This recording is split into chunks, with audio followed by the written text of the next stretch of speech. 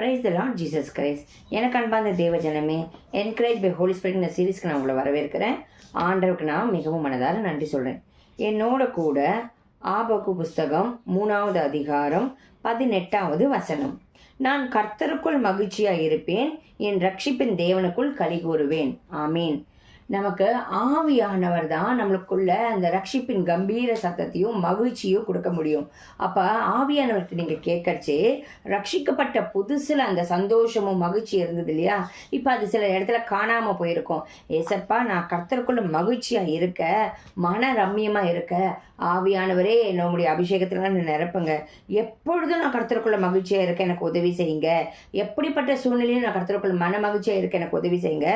ரட்சிப்பின் தேவனுக்குள் கலிகூற எனக்கு உதவி செய்யுங்கன்னு கேட்கச்சே ஆவியானவர் நிச்சயமாக உங்களை கர்த்தருக்குள் எப்பொழுதும் எந்த சூழ்நிலை, யார் வந்தாலும் யார் போனாலும், வாழ்விலும் தாழ்விலும் உயர்விலும் எந்த ஒரு நிலைக்கு நீங்கள் போனாலும் கர்த்தருக்குள்ள நீங்கள் மகிழ்ச்சியாக இருக்க ஆவியானவர் உதவி செய்வார்.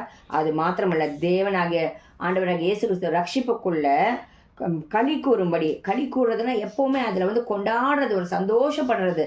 அப்படிப்பட்ட அன்னைக்கு ரட்சிக்கப்பட்ட அன்னைக்கு மாத்திரம் இல்லை, டில் எட்டர்னல் லைஃப் போய் நம்ம அடையிற வரைக்கும் அந்த ரட்சிப்பின் தேவனுக்குள்ள களி கூறும்படியாக ஆவியானவர் உதவி செய்வார். வாங்க நம்ம ஜெபிப்போம். எங்கள் அன்பின் பரலோக தகப்பனே, உம்மை துதிக்கிறோம், ஸ்தோத்திரிக்கிறோம்.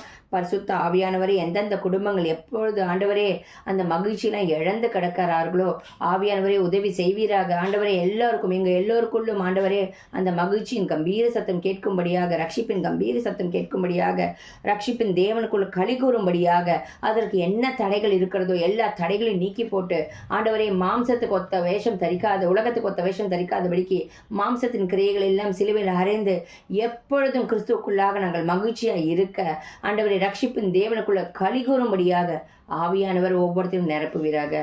உம்மால் என்று எதுவும் செய்ய முடியாது தகப்பனே. ஆண்டவரை நீர் பலப்படுத்தி ஒவ்வொருத்தரும் அப்படி நடத்துவதற்காக நன்றி. இயேசுவின் நாமத்தினாலே ஜெபிக்கிறோம் பிதாவே. ஆமீன். ஆமீன். God bless you.